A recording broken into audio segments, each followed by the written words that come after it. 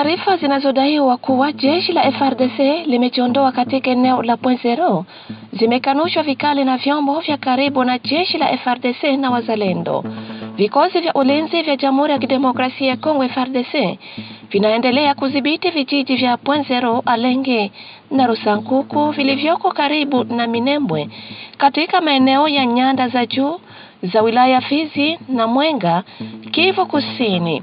Taarifa zinaeleza kuwa FARDC yakisaidiwa na vikosi kutoka Burundi pamoja na wapiganaji wa wazalendo vinaendelea kushikilia maeneo hayo licha ya mashambulizi ya mara kwa mara yanayodaiwa kufanywa na makundi ya Twirwaneho, Red Tabara yanayoripotiwa kushirikiana na vuguvugu la M23. Taarifa hizo pia zimetaja madai ya kujiondoa kuwa ni propaganda inayolenga kuvuruga hali ya uhamasishaji na morali ya wanajeshi pamoja na wananchi.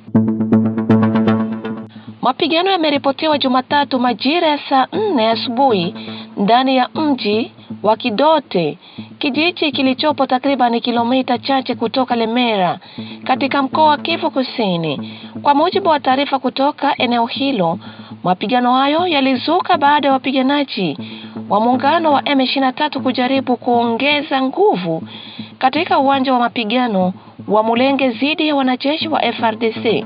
Vyanzo vya ndani vinaeleza kuwa wakati wa harakati hizo, wapiganaji hao waliingia katika mtego uliokuwa umeandaliwa na makundi ya wazalendo, hali iliyopeleka mapigano hayo kuwa makali na kusababisha hasara kubwa kwa upande wa washambuliaji. Mkazi mmoja wa Lemera akizungumza kupitia chombo cha habari cha Didas TV alithibitisha kusikia kwa milio ya risasi kwa muda mrefu na kueleza kuwa hali ya taharuki inatawala eneo hilo kati ya majira ya asubuhi. Saa hii usubuhi, saa ya madizeri, kwa mwenzetu prefet moya wa kule Kidote kuniambia kama biko mu masasi ya mingi pale Kidote. Maki huko M23 penye balikuwa naenda apuye kusaidia kuna force wenzao kule Mulengi. Balifika fasi moya inaitwa Kanguli mbele ya Kidote kule. Kulikuwaka position zamani ya nane ya Maimai alepoke ya Kayamba. Maki pale walikutanisha pale basha wapiga ambush. Bazalendo banabapiga pale leo hapa madizeri banabapiga sana pale. Benye balikuwa banakimbia bakurudia nyuma banakimbia banafika pale Kidote banabreke ndo banaanza piga masasi za mingi. Asiko watu pale Kidote bamwa bashakimbia mapolisi. Leo hii sai na madizeri. Hali ya usalama katika nyanda za juu za Minembwe, Fizi na Mwenga inaendelea kuwa tete, huko mapigano yakiripotiwa mara kwa mara kati ya vikosi vya serikali na makundi yenye silaha. Watu wanaokadiriwa 27 waliachiwa huru Jumanne tarehe 17 Februari mwaka 2026 baada ya kushikiliwa mateka na waasi wa ADF NALU katika uongozi wa Waleso Vonkutu wilayani Irumu mkoa wa Ituri mashariki mwa Jamhuri ya Kidemokrasia ya Kongo DRC. Kwa mujibu wa Convention pour le respect des droits humains tawi la Irumu, mateka hao waliachiwa huru baada ya familia zao kulazimika kulipa fidia kubwa iliyodaiwa na watekaji.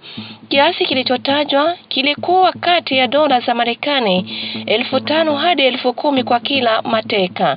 Mratibu huo Christophe Munyanderu alilaani vitendo hivyo akisema vinaonyesha dharau kwa maisha ya binadamu. Alieleza kuwa familia zilipokea simu zikiamriwa kulipa fedha ili wapendwa wao waachiwe huru. Amesisitiza kuwa uwezo wa ADF NALU kupanga utekaji wa watu kwa ajili ya fidia unaonyesha kuwa kundi hilo bado lina mizizi imara katika eneo hilo.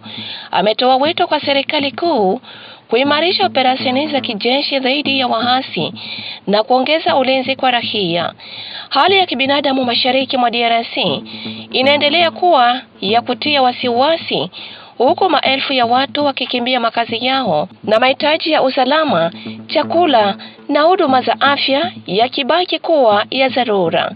Wakazi wa Irumu wanaendelea kuishi kwa hofu ya mashambulizi na vitendo vya ukatili.